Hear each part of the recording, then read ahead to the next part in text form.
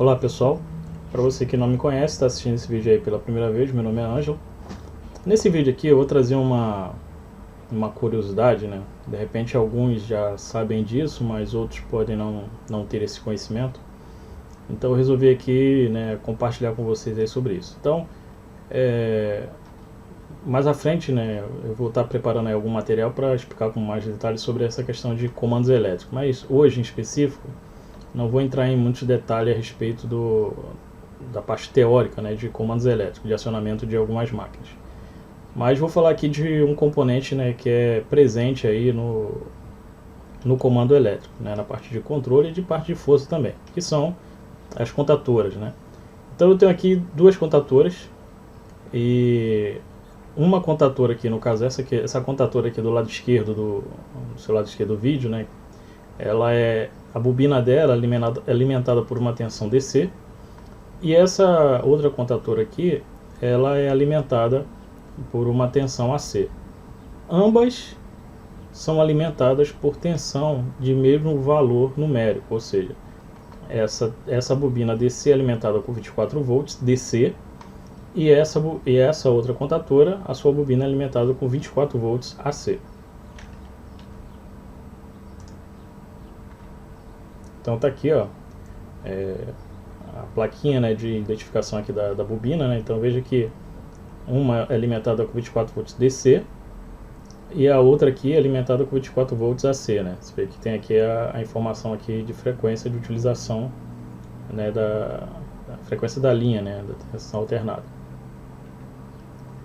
Aqui é a parte construtiva, né, internamente, né, como é que é uma contadora, né, para quem nunca viu, né. Então aqui no caso é a contadora AC. Então a contadora AC, ela tem aqui a base dela, né, você tem o núcleo, né, ele é bipartido. Então você tem aqui a base né, da contadora, né, então a base do núcleo, a parte fixa, né. Aqui está a bobina, e aqui são os polos, né, de ligação da bobina de alimentação. Aqui esse módulo aqui, né, é a parte onde tem os contatos, né, a parte móvel, né. Então também está associada aí ao núcleo, né, que é a parte móvel da bobina. Ela está conectada aí aos contatos, né, seja ele aberto ou fechado, né. Aqui é a mola, né, que vai garantir a abertura, né, efetiva aí vai auxiliar, né, no momento da abertura dos contatos, né, ou fechamento daqueles que é normalmente fechado. Então tem aqui uma mola que é fixada aqui nessa parte aqui do núcleo, né, da parte a gente chama de a parte móvel, né.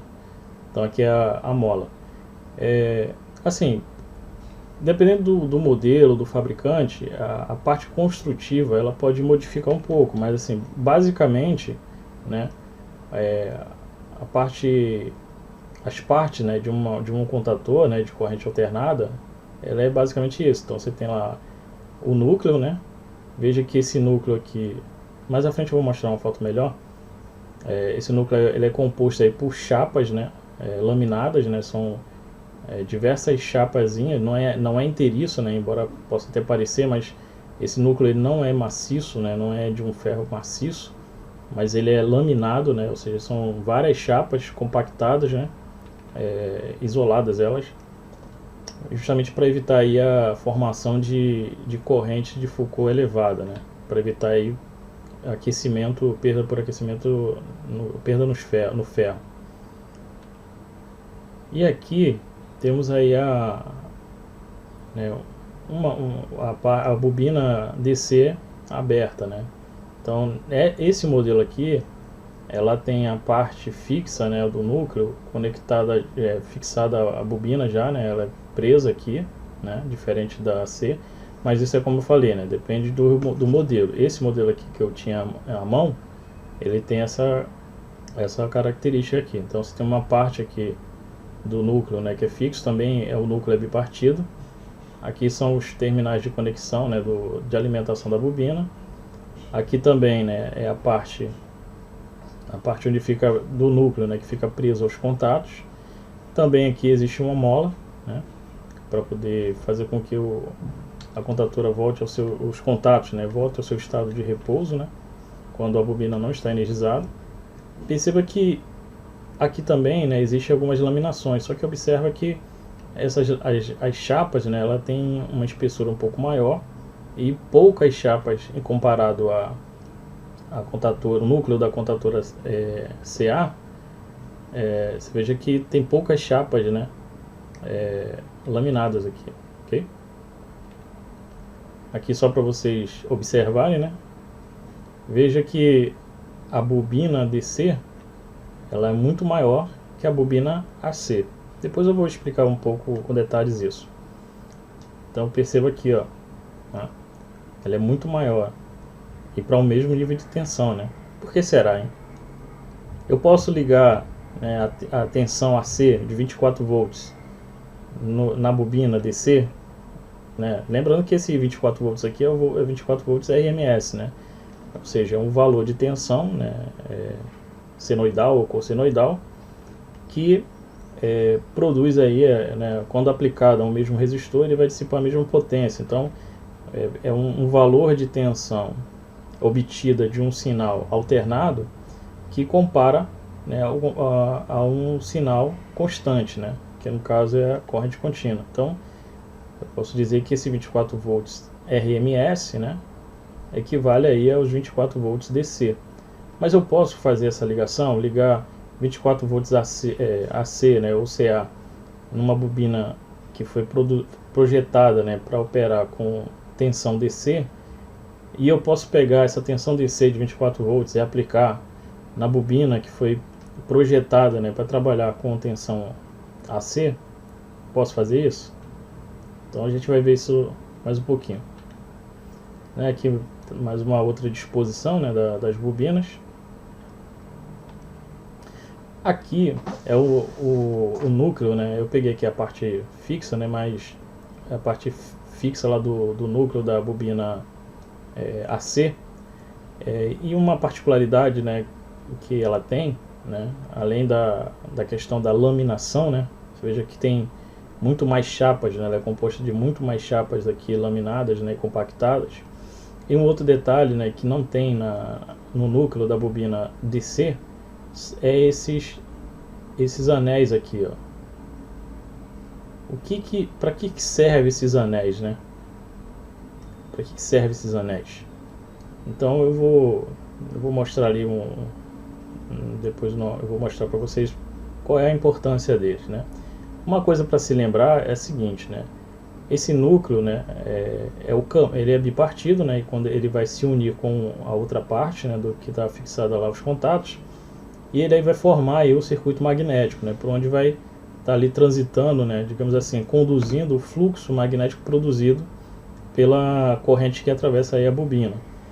E esse fluxo ele vai cortar, né, ele vai passar entre, né, pelo meio aqui desse anel, né, curto-circuitado aqui, né. E pela lei de Faraday, o que acontece? Quando você tem um fluxo variando no tempo, né, cortando, né, um condutor, né, e esse condutor ele forma um circuito fechado, é produzido aqui nesse condutor uma corrente induzida. E essa corrente induzida, ela vai também produzir um campo magnético que vai se opor na verdade vai criar um campo magnético em torno dele. Obviamente vai ter um fluxo magnético, e esse vai se opor àquele que está criando essa corrente induzida, né? Então vai ter aqui um fluxo contrário, né? Ou seja, vai haver aqui um campo magnético também produzido nesse anel aqui, tá? Então, para a gente ter uma ideia um pouco mais teórica disso aqui, né, da importância de ter, né, no caso de contatoras, né, que operam com corrente alternada, elas sempre têm, né, a maioria delas, né, pelo menos as que eu já vi, todas elas possuem, né, a não ser que tenha alguma com alguma tecnologia diferente, mas normalmente, né, é muito comum, né, nas contatoras que operam com corrente alternada terem esse anel aqui. Então eu vou falar um pouco da teoria, né, para a gente entender o porquê desse anel, e aquilo que eu havia perguntado, né, se eu posso ligar né, pegar aqui os 24 volts AC, RMS, e ligar aqui na bobina DC. E se eu posso pegar, né, essa tensão 24 volts DC e ligar aqui na bobina que foi construída para operar com tensão AC, tensão AC. Então assim, para responder aquela pergunta que foi feita, né, se no caso aqui, né, se eu posso ligar a tensão AC numa bobina DC ou ligar, né, na bobina AC uma tensão DC. Observe uma coisa, né? Veja que a quantidade de espiras que tem na bobina DC, ela é visivelmente muito maior do que a quantidade de espiras, né, que compõe aí a bobina da contatora AC. Então, vamos observar um negócio. Só para quem não tem entendimento sobre essa questão do valor RMS, aqui você tem aqui uma representação, né, do sinal alternado, né, no sinal de tensão, e o comportamento, né, de um sinal alternado, né, ela pode ser representada aí por uma função senoidal ou cossenoidal. No caso aqui eu estou adotando uma função senoidal para representar. Então, veja que num dado momento ela chega a um valor máximo, vai a zero, né, sai de zero, vai ao máximo, volta a zero, inverte o seu sentido, chega a um valor aqui em módulo máximo e depois vai a zero.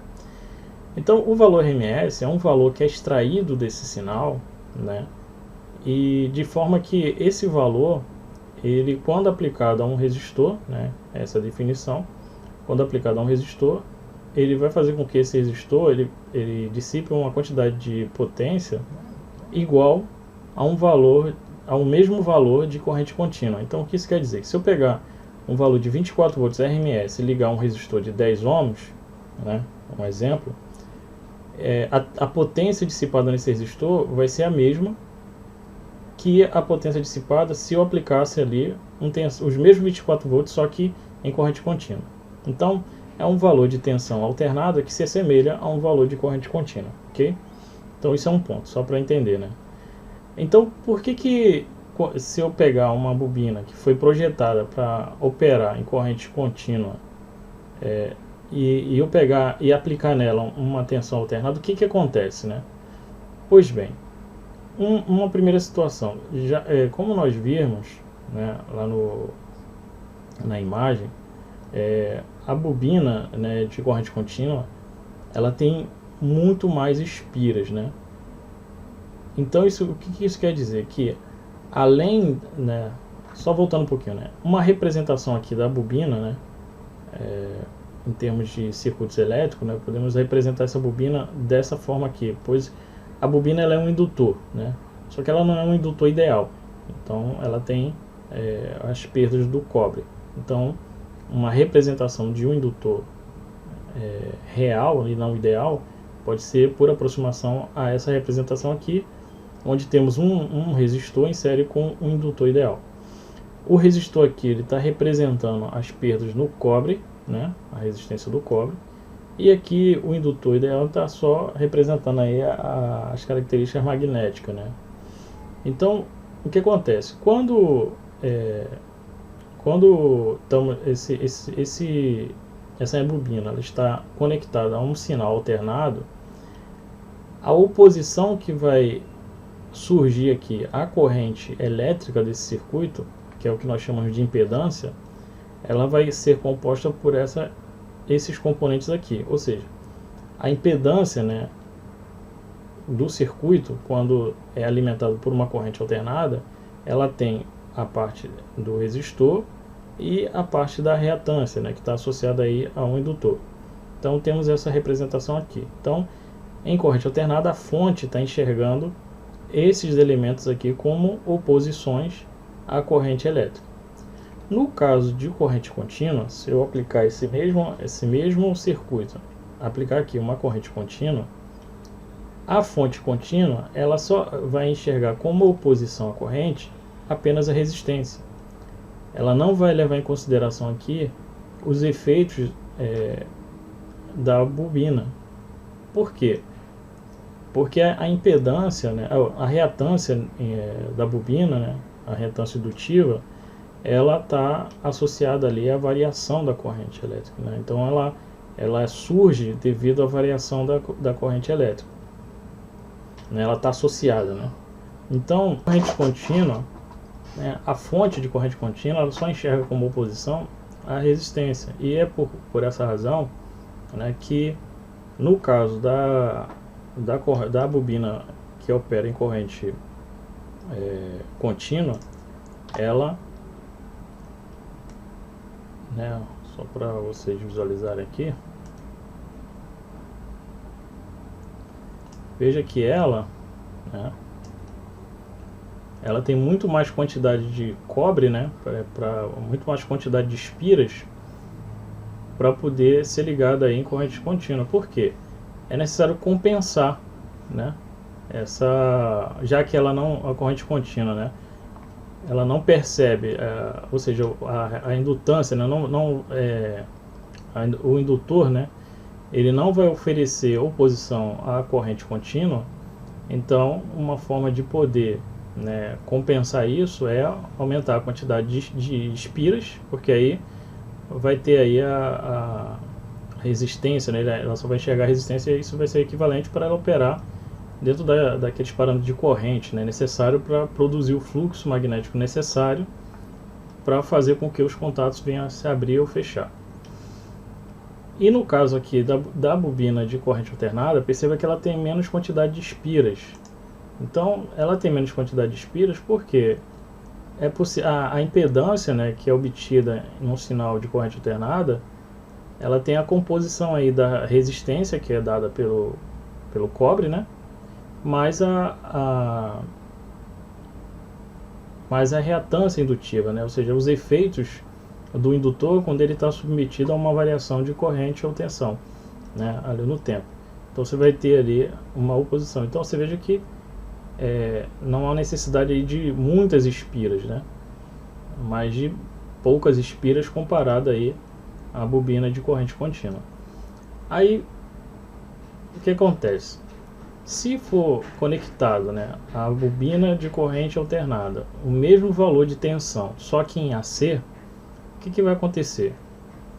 Primeiro, né, como aqui tem uma quantidade muito grande de espiras, então a fonte de corrente AC, embora seja 24 volts sendo aplicado, ela vai enxergar como oposição a resistência do cobre mais os efeitos da reatância, né, indutiva.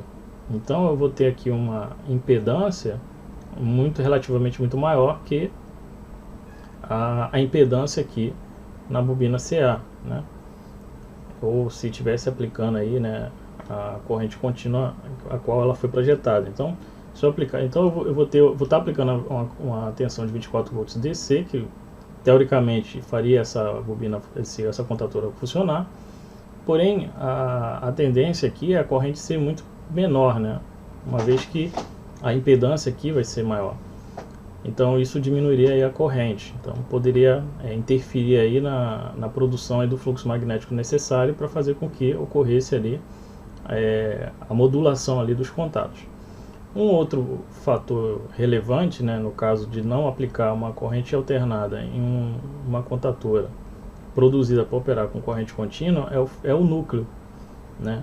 Perceba que o núcleo, embora aqui ele é laminado, mas ele não tem a mesma quantidade de laminação que tem o núcleo da corrente alternada para o mesmo nível de tensão.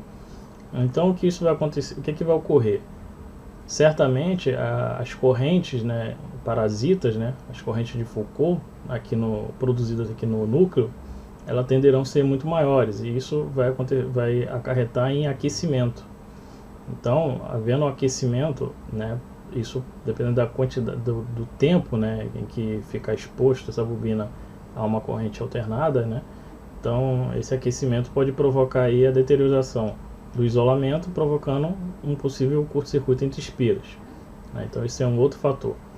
Um outro fator também, né, está associado a algo que eu vou falar lá mais à frente, né, que está com relação àqueles anéis, né. Como a tensão alternada ela fica variando no tempo, Então,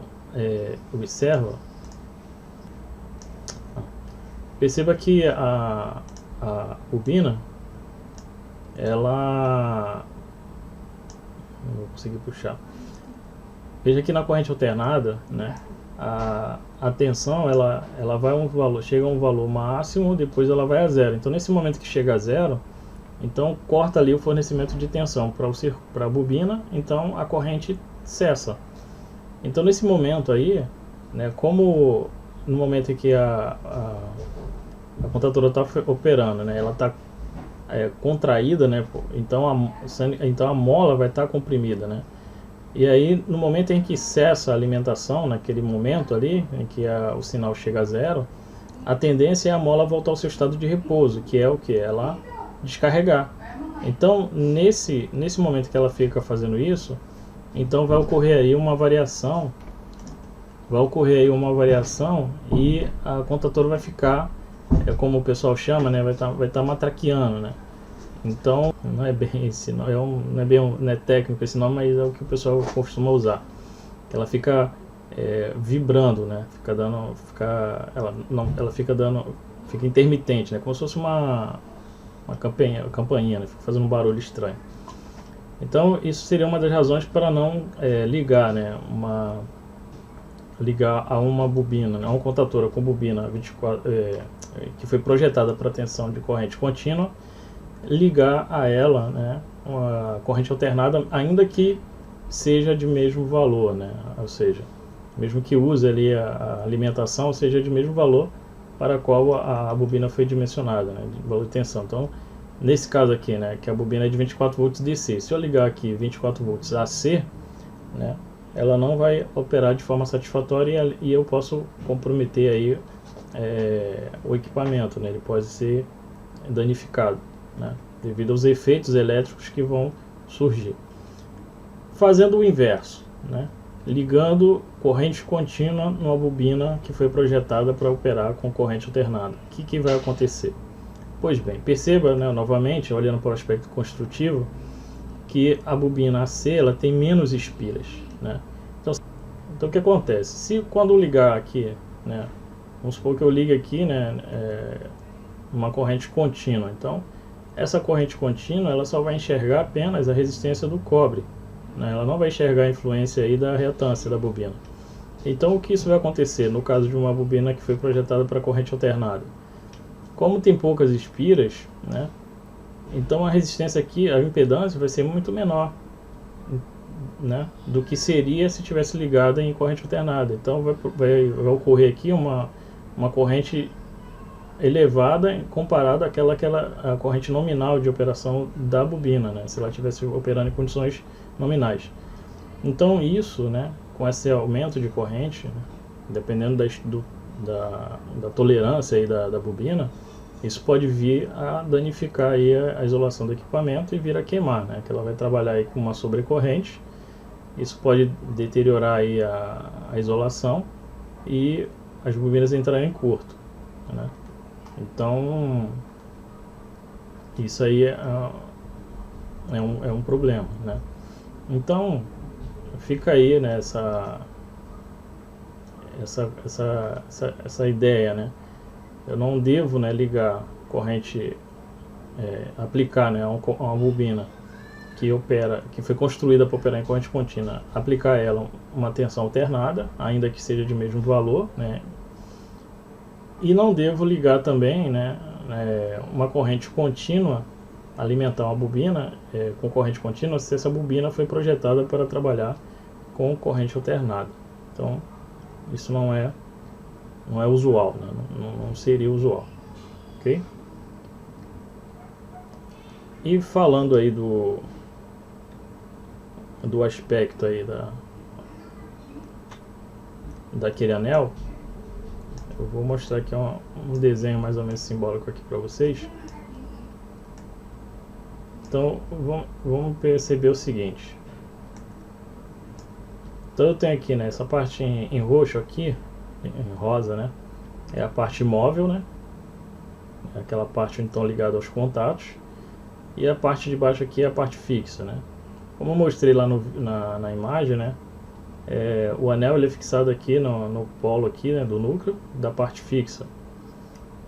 E aí o que acontece? Pelas mesmas razões que eu tinha dito anteriormente, né, no caso da corrente alternada, como ela em dados momentos ela chega, o seu valor vai a zero, então nesse momento ali cessaria, né, ali o fornecimento de tensão, né, o surgimento de corrente aqui na bobina, e isso momentaneamente, né, cessaria também o fluxo magnético, né? E como na condição, né, de energizada a mola está contraída, então a tendência é a mola querer se descarregar, né, voltar para sua condição de repouso. Então a única coisa que impede a mola de voltar para sua condição de repouso é a ação, né, do campo magnético produzido, né, do fluxo magnético produzido, que mantém, né, as duas partes aqui dos núcleos unidas, né. Uma vez que cessa esse fluxo magnético, a força magnética, né, que faz com que essas duas partes se unam, ela vai ser menor do que a força exercida pela mola em querer se abrir, né, em voltar para o seu estado de repouso, né. E aí aconteceria aquilo que eu falei também anteriormente, né, a parte móvel, né, da contatora ia ficar oscilando, né, todo momento que chegasse a zero, né, imagina que o sinal alternado, né, na frequência 60 Hz, ela fica 60 vezes, né, zerando ali, né, então vai ficar 60 vezes por segundo, abrindo e fechando aqui, né, unindo e se separando. Então isso vai provocar aí um barulho, né, que é o que o pessoal chama aí de matraquear, né. Então aí o que é feito para poder impedir que isso ocorra, né, no momento em que o sinal alternado, né, chega ali no momento zero, né? É colocado aqui esse anel. Por quê? Porque usa-se o princípio aí da indução, né, eletromagnética, lá da lei de Lenz, né, aquele conceito lá da lei de Lenz, que diz o seguinte, né, quando a lei de Lenz é associada aí à lei de Faraday, né. Então se eu tenho um fluxo variando no tempo, né, um fluxo variável aqui cortando um condutor, né, porque esse anel aqui ele é um condutor, é uma espira fechada. Então quando eu tenho um fluxo cortando o condutor, eu produzo nesse condutor uma corrente, que essa corrente vai ter um sentido tal que o campo magnético produzido por ela irá se opor ao fluxo magnético que a produziu, né? Então imagina, se o fluxo magnético está nesse sentido, né? Então a corrente induzida nessa bobina ela vai estar num sentido tal que o campo magnético, usando aí a regra da mão direita, né, vai produzir um campo magnético que vai se opor a esse que está sendo produzido. E aí o que acontece? Então no momento em que a tensão, né, o sinal lá da corrente chega no momento zero, né, que cessa esse fluxo principal aqui, né, produzido pela bobina, haverá aqui um fluxo remanescente que ele não vai cessar rapidamente, né, como se pensaria. Então, mesmo quando chega naquele momento ali de zero, né, de corrente, zero de fluxo, haverá um fluxo aqui remanescente que vai ser suficiente, né, para manter essa parte aqui fixa, não, essa parte móvel, né, dos contatos fechada, né, ou seja, manter ainda a mola comprimida até que se passe por esse ponto zero e a corrente comece a fluir novamente pela bobina, né. Então a ideia de ter esses anéis aqui é justamente essa, é de fazer com que garantir, né, que no momento em que o sinal alternado, né, a corrente, né, ela passa ali pelo ponto zero, né, e cesse ali o fornecimento, a produção de fluxo magnético, tem ali um campo magnético remanescente sendo produzido ali, né, nessas partes do núcleo, né, a parte fixa, que vai ser suficiente, né, para manter essa parte móvel aqui unida, né, vencendo ali a força da mola que tenderia a abrir, até que se passe ali pelo ponto zero, né, e aí evita de ficar, né, a contatura aí, como o pessoal fala, né, ficar matraqueando, né. Então pessoal, isso aí é uma parte aí do que eu estou compartilhando com vocês, né? Eu até já fiz, né, esse experimento no trabalho, né? Eu peguei até para mostrar para os colegas, eu peguei a contatora, né? Eu tive que sacrificar uma contatora, né? E aí eu botei ela para operar, né, na condição normal, e depois eu cortei, né? Eu extraí aqui esses anéis, né?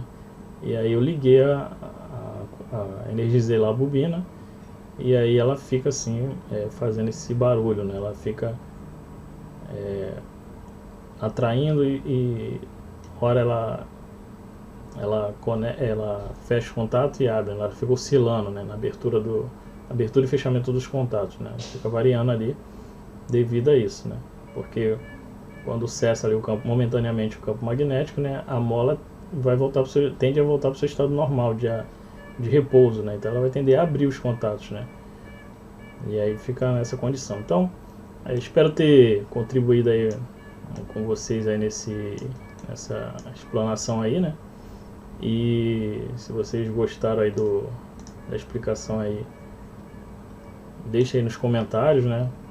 Se ficou alguma dúvida, deixe também nos comentários que a gente vai tentar esclarecer. Esse vídeo foi um vídeo aqui meio que à parte, né? Eu pretendo aí no futuro fazer alguns vídeos sobre falando um pouco sobre comandos elétricos, né? A parte mais conceitual. Então, se você ainda não é inscrito no canal, se inscreva. Deixa aí sua curtida, né? Para que a gente possa aí divulgar mais aí esse material que a gente está postando, né? Para ajudar outros colegas também. E até uma próxima, pessoal.